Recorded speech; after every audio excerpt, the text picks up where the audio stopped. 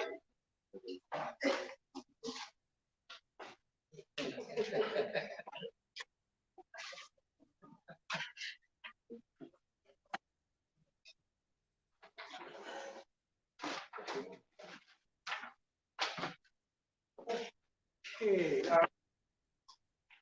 good.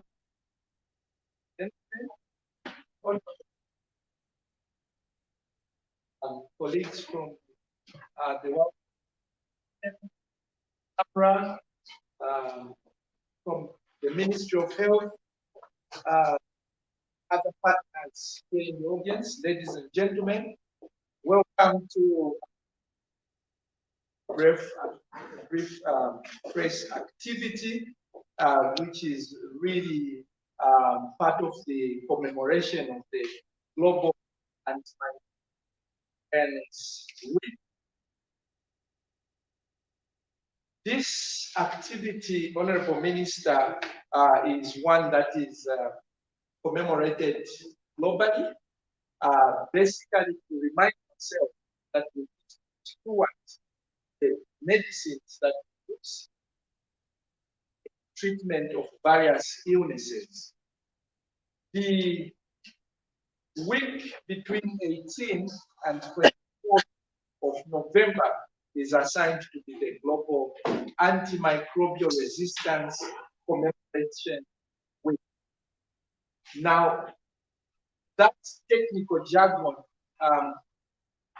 simply means the drugs that we use are likely to lose their effectiveness or their strength in treating the germs that are causing diseases. Take care of medicines, and we need to use those medicines responsibly. We end up with those medicines coming and failing to treat the diseases that they previously treated very well. So, since the 18th of November, awareness the grand round at the Levi Mwanawasa Medical University, where we had information shared on what stage and surveillance is going on, and to what extent are we having this resistance. So, I've had media activities, including a that issue there to East Park yesterday, basically creating awareness to the public about this issue. Honorable Minister, the general trend now is to look at such matters with what we are calling a One Health approach. By One Health, we need to look at not just the human side of things, we need to look at the animal side of things, because the medicines and chemicals that we use to promote human health, the breakdown component of those medicines find themselves in the environment. Likewise, the medicines that we use they find themselves into the environment, and sometimes these components might cause harm to the plants and the waters and the creatures that live in water, like our fish, etc. So this awareness around ourselves, being careful, reminding ourselves to be careful how we use these medicines, because they will stop working, but they may also cause damage. And so we've been engaged with both livestock sector from the environment sector in creating this.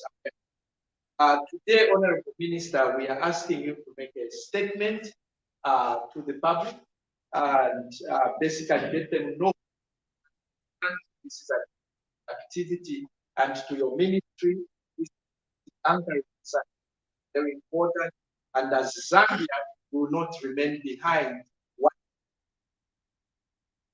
So with those remarks, hand over to yourself to address the people on this subject. Thank you very much.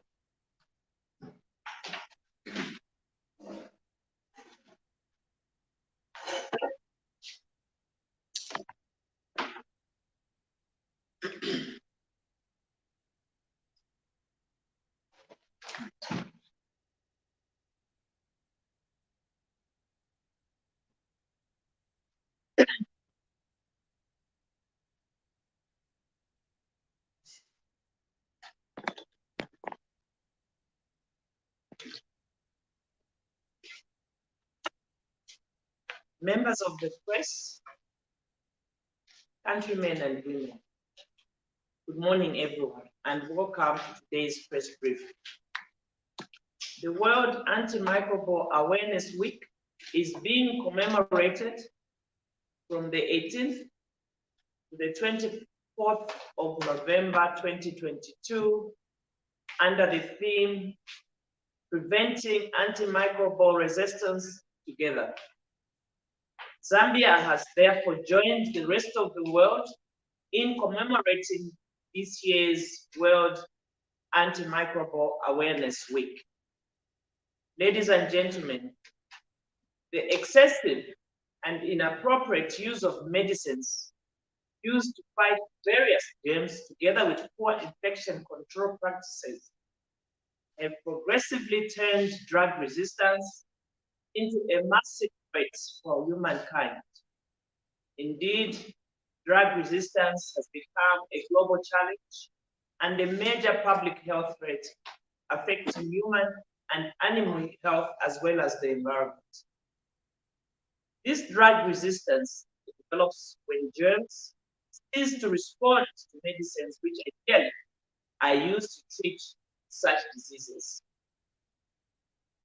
This situation makes treating illnesses more difficult and raises the risk of disease spread, serious illness, and death.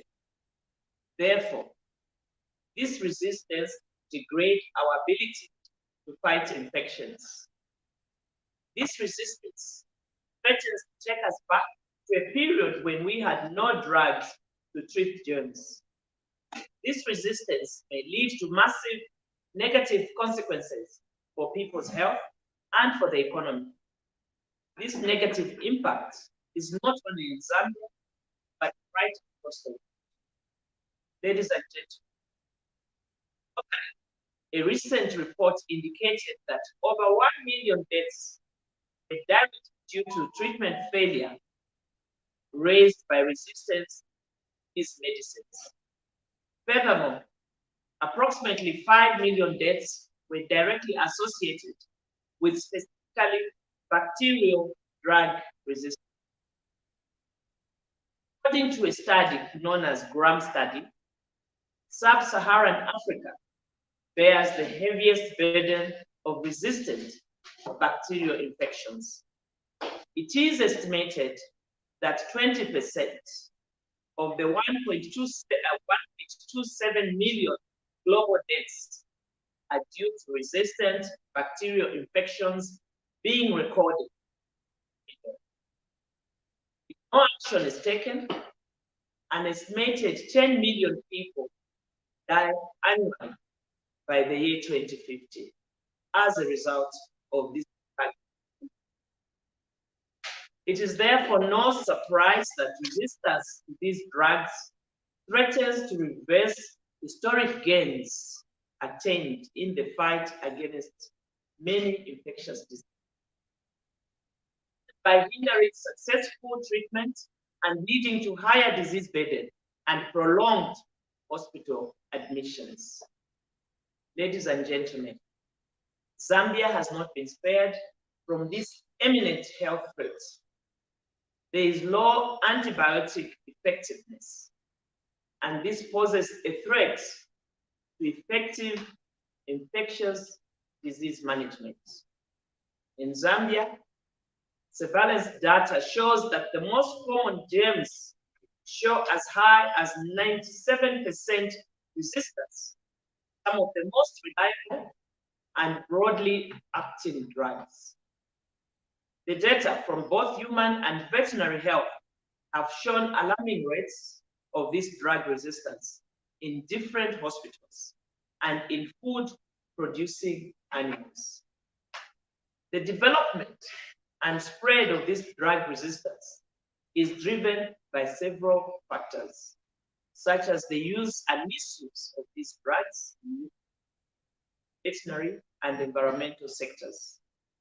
Examples of misuse in human health is the use of antibiotics to treat simple and colds that are also caused by viruses. The germs that become resistant have potential to spread within and across sectors. This was especially seen during the COVID-19 pandemic, with drugs such as amoxicillin and others being misused. It is such trends which lead to the germs not responding to appropriate treatment when needed. So don't be surprised when you go to the hospital, you're given a certain drug and you're not getting it. Ladies and gentlemen,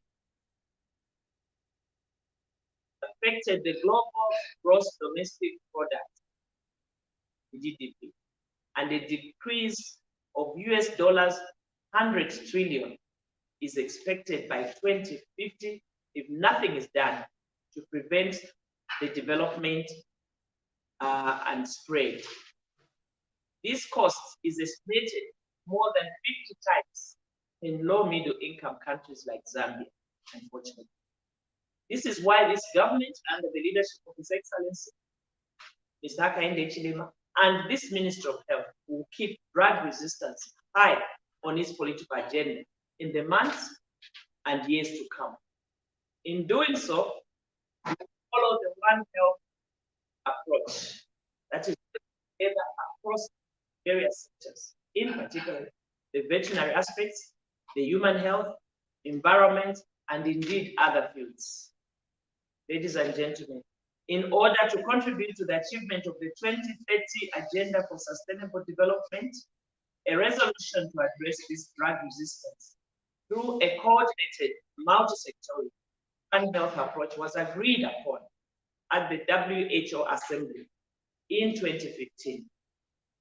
Zambia heeded to the core and has since instituted a One Health National Multi-Sectorial Steering Committee that consists of the following ministries: Minister of Health, Minister of Fisheries and Livestock, Minister of Finance, Minister of Agriculture, Minister of Water Development and Sanitation, Minister of Green Economy and Environment. Indeed, including other cooperating partners, which would include Food and Agriculture Organization, FAO, the World Health Organization, WHO, Center for Disease, CDC, and World Organization for Animal Health.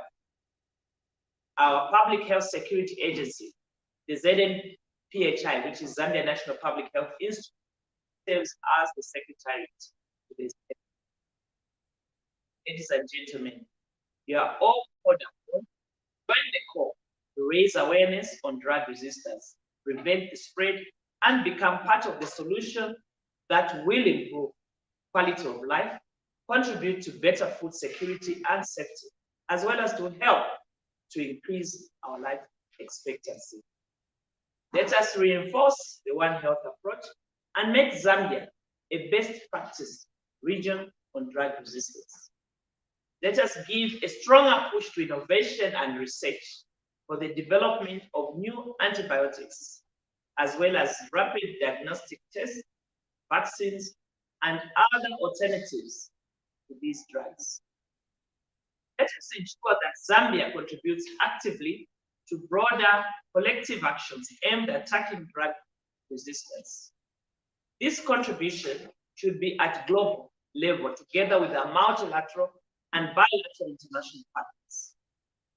Infectious diseases don't respect national borders. So therefore, let us play a key role in tackling serious cross-border health threats. Let us create a forum, a unique platform or exchanges where governments and stakeholders can discuss, develop, and coordinate their strategies on drug resistance. Let us use this platform for sharing our approaches, for evaluating the progress and success of the implemented plans. As drug resistance is a cross-border and indeed a global issue, let us advance international cooperation. As I conclude, allow me to leave you with a slogan to reflect on, which reads, "Antimicrobials, handle with care." I thank you for your attention and God bless you all. Thank you very much, Honorable Minister, for that important statement, which articulates government's concern over the growing trend and resistance, and especially how it affects disease management and health outcomes. This being a press brief, we will allow the press to ask questions clear on the message that has been given. That they are our ambassadors to the public. We need to ensure that they take the correct message.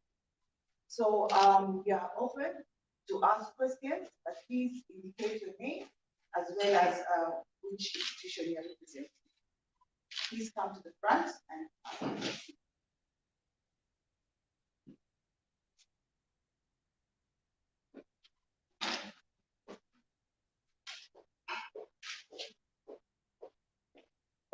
Good morning.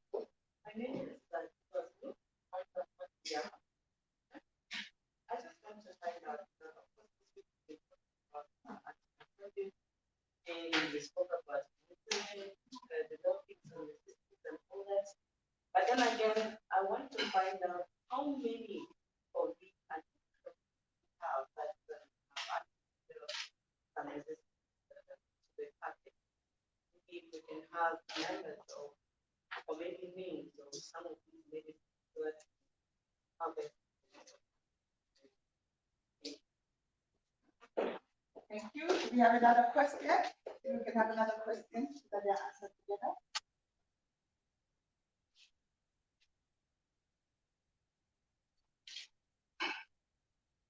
Honorable Minister, for now, we only have that one question.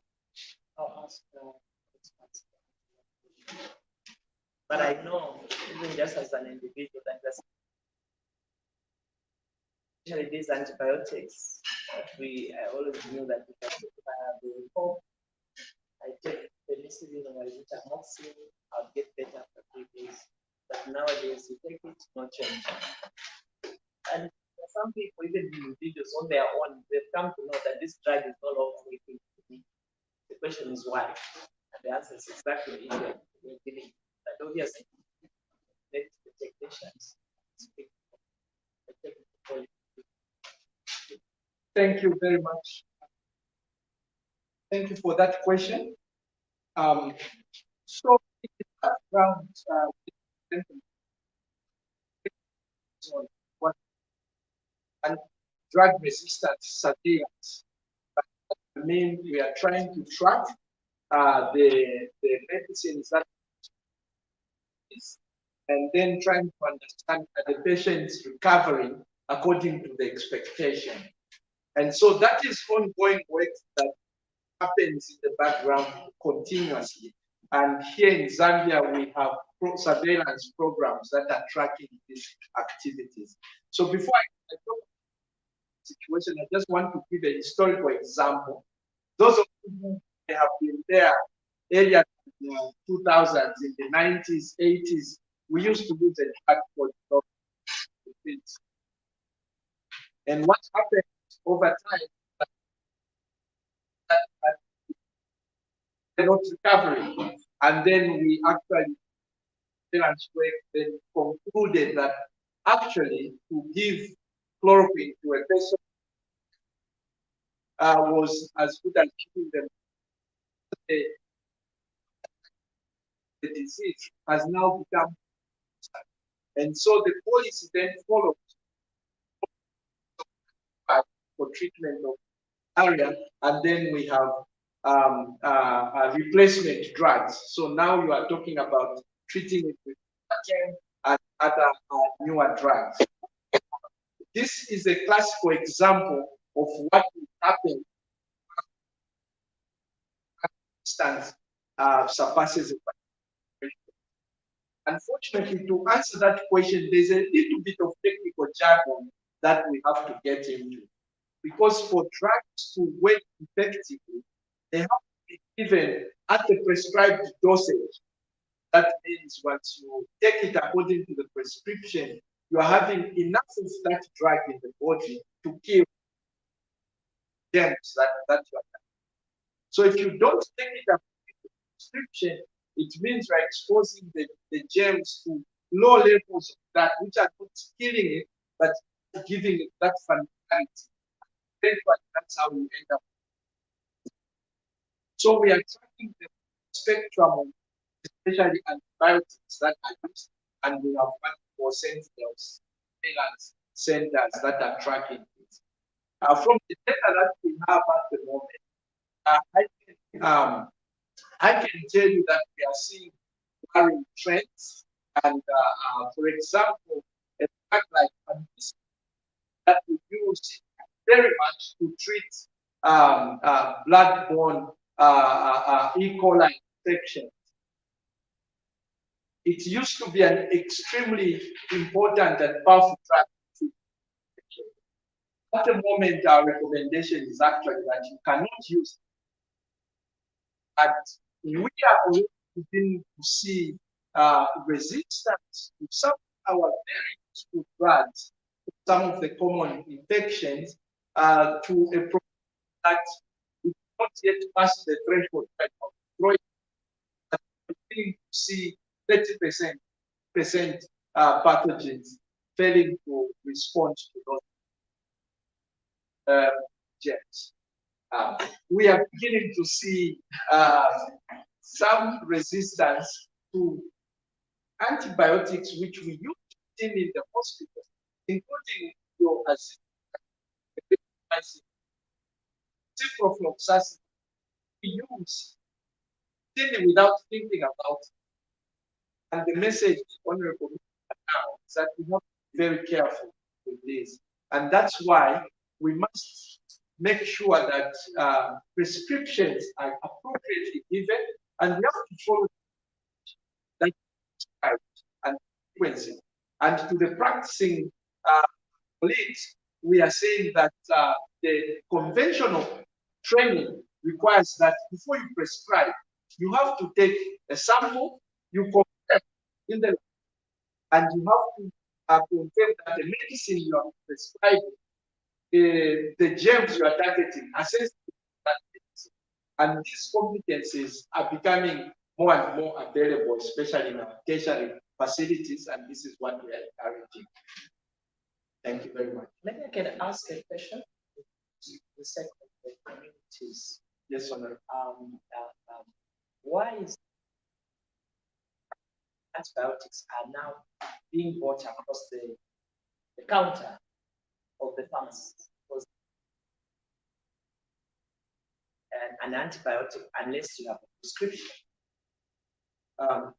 Thank you, Honorable Minister. That's a very important question, which I believe my colleague from Zambia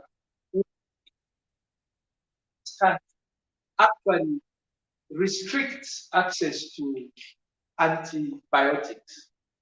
Even in a pharmacy, when you walk in, the pharmacists are not supposed to issue antibiotics based on the money that you are paying. They are supposed to issue you in response to prescription that is written by a qualified physician who is licensed in the health profession as Zambia. That's the only time they are supposed to issue this antibiotics. Unfortunately, enforcement of our law is weak, Honorable Minister, and people have taken self-prescription. And what we are speaking about in this speech is that we must stop those practices because if we don't, we are creating problems for us moving forward. What about expired drugs? Do they have an impact? Because I saw some people say, no, even if it's written, it's expiring on the 31st of December, the last 3 months you can still take it. Is that correct, Professor? No, Honorable Minister. Thank you again. And as Professor Jengi has also mentioned, really, this is a global threat. Not just those antibiotics, as you mentioned, the drugs, the treatment of malaria. We have a huge problem of resistance for the drugs that are used to treat in the TB. Recent last year revealed that a certain common drug which we had been using for HIV, what is called nevirapine, we used it in preventing mother-to-child transmission of infections for HIV. That nevirapine showed 16%.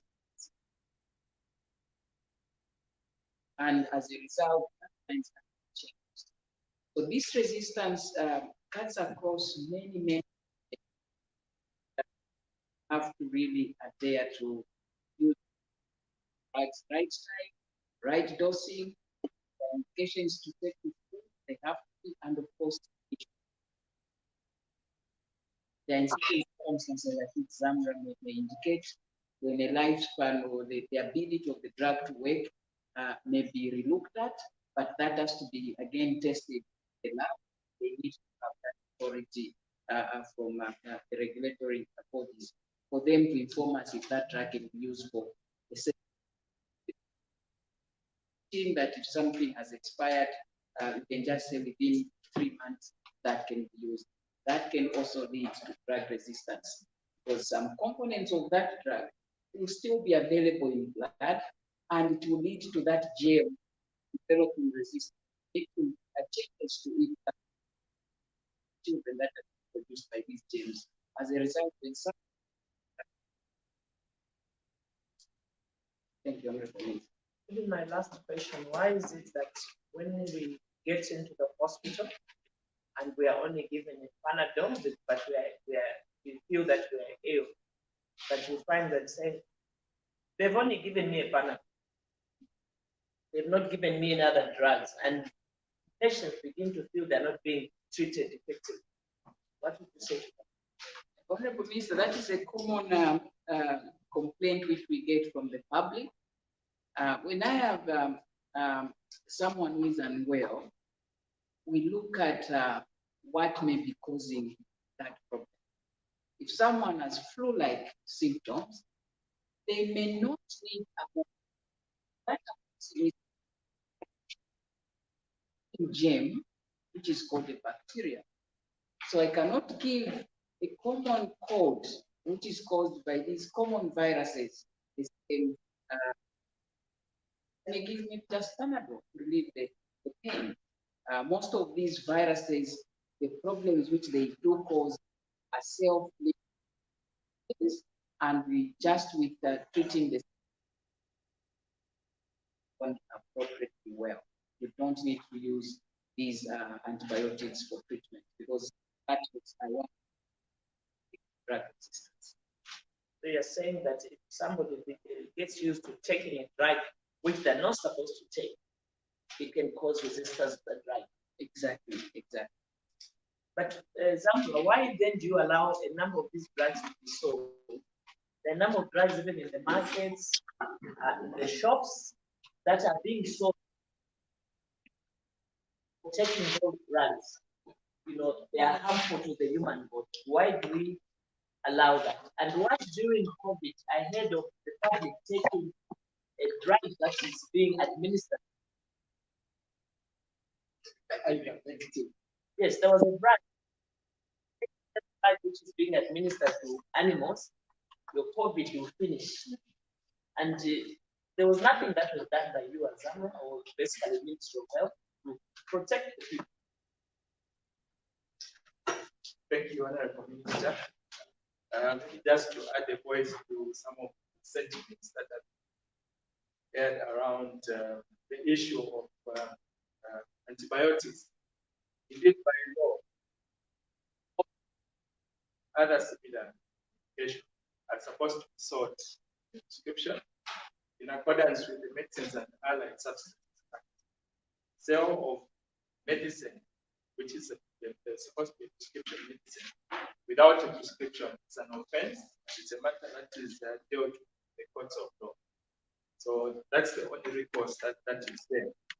So I would urge all those that are sure that somebody demands for prescription drugs such as antibiotics, there should be a system where we interrogate and then advise them to go to these health facilities which have clinicians able to assess whether they will need antibiotics or not. As Professor Chilenge said, that assessments are done or laboratory tests are done to ascertain whether a particular drug in terms of the antibiotics is able to work or not.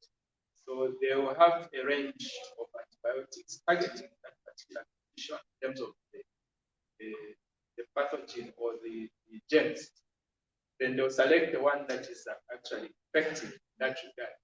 So I would urge all practitioners, particularly pharmacists, they're carrying out their role in pharmacies to ensure that they practice according to ethics, or according to what is expected of them, to ensure that they are part and parcel of the issue of resistance. Just to also, we have a lot of drugs. So what simply means that the newer drugs that are able to target those genes are quite expensive. So meaning that they have an impact on the budget for the government.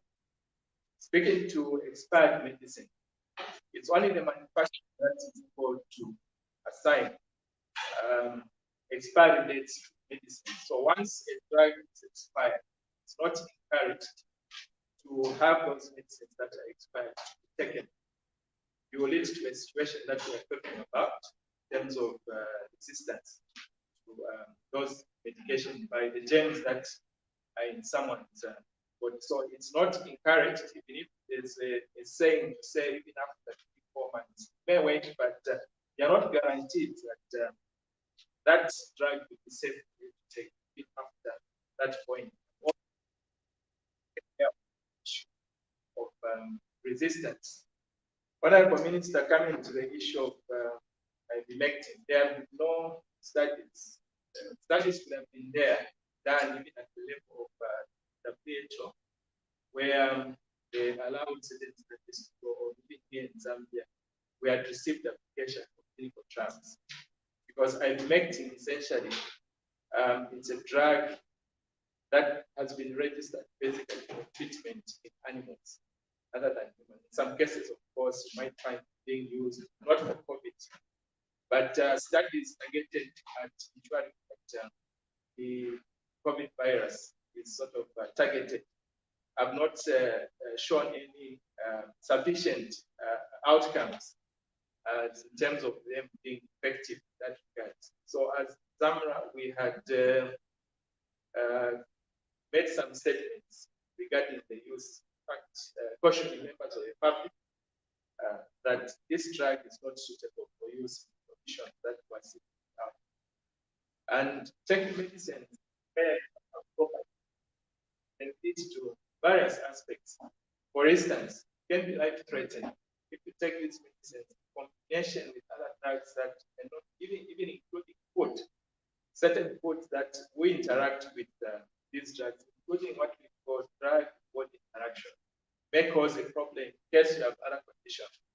So we caution members of the public against use of this because effectiveness was not guaranteed, because studies have not shown that ivermectin was actually effective towards combating COVID-19 virus.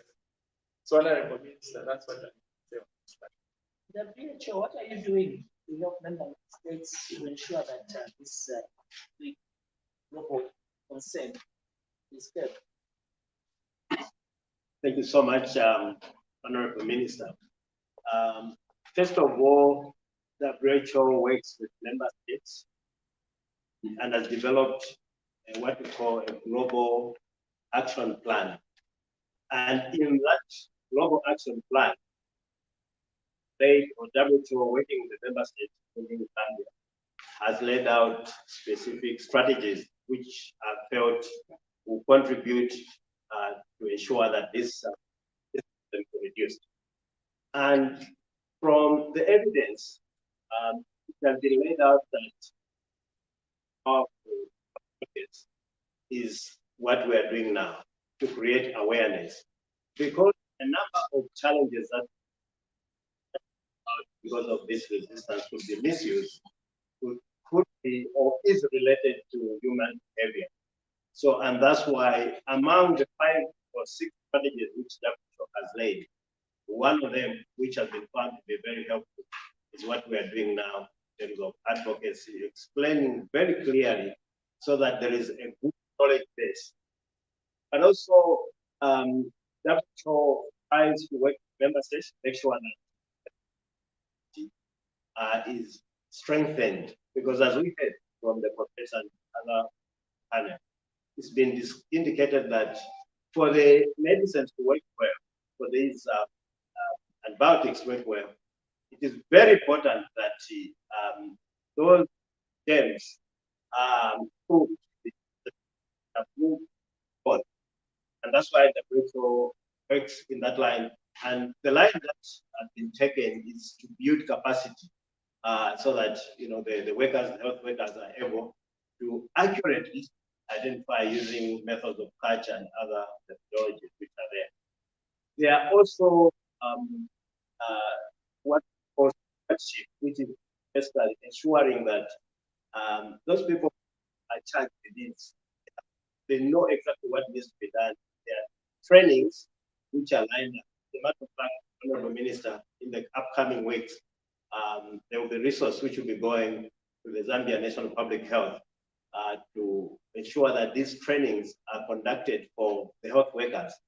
And there's also even a discussion that maybe during the in-service or pre-service, there should also be intensified training about the antimicrobial resistance, so that it is at the level when the medical professionals are in their colleges and not just doing it just after they've come out of that.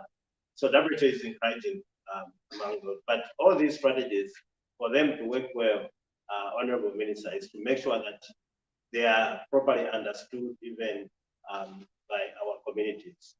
Thank you, Honorable Minister. I see that. So I Honorable Minister, just to caution members of the public that if a prescription drug is given on prescription, in this case we are talking about antibiotics. When you are given for a particular period, and also the frequency within which you're supposed to take that medication, make sure that you do according to what has been advised by the professionals, because also that can also lead to drug resistance. For example, if you're supposed to take for 7 days, and then you take up to the 5th day, because you feel much better. It's not a very good practice. You must make sure that you complete the course if you feel better. There are times also when certain medicines are given, you take a bit and keep. It's also not advised. Somebody could have been presenting with a similar presentation in terms of symptoms and signs. Then we go ahead and give what is also not encouraged, because it also leads to resistance in as far as James. So I thought I should add that. Then the other thing is storage of medicine is important. You look at the package or material or the label, the container, you have to store according to what has been designated on the bottom. Many times we find that for antibiotics for children, when they are reconstituted, it's in a powder form. You add some water according to the instructions. It's shaken. So the moment you open, start giving, the product doesn't have to be stored under room temperature. According to the manufacturer's instruction, you keep the refrigerator, not of course freezing, but keep the refrigerator. That helps also in terms of the safety practices. Thank you. Very important points, so you might do that. You are sick from malaria and they tell you take this drug for the next 5 days. After 3 days, you start feeling better, Napola, and you keep the medicine away. Next time one of your children in the house is sick, malaria, you go and take that for 2 days. And obviously, you have seen that malaria, when it comes back the second time, the mosquitoes multiply. It's the mosquitoes, I mean the virus, the germs, it multiplies and it comes back vicious and people die. So meaning that person in Mankwala, the doctor moves for 3 days, follow the instructions. So you even start telling your daughter, yeah, I think I'm Mankwala. That's why you're finding that the death rate in Zambia dying when they get sick, even for where you're not because of the wrong usage of drugs. So let us use drugs correctly according to the instructions of the experts. Don't make yourself nurses, telling yourselves international, telling yourself doctors, just because you know a disease and you think, no, me, I've always been having BP. So man, this is BP, Nitenga Mankwala, so and so. These things Mankwala change and never come back. So I thought I should just come back with one of the sense of this man. Thank you. Thank you very much, Honorable Minister, for that, and also to the team of experts on the table. I think the media is finding today they've gotten some good information. But I'd also like to announce that tomorrow we will hold the media campaign. We will just have some time with the experts to get more detail into matters relating to antimicrobial. And today, the Minister of Health has been nice enough to invite us to some snacks. So please,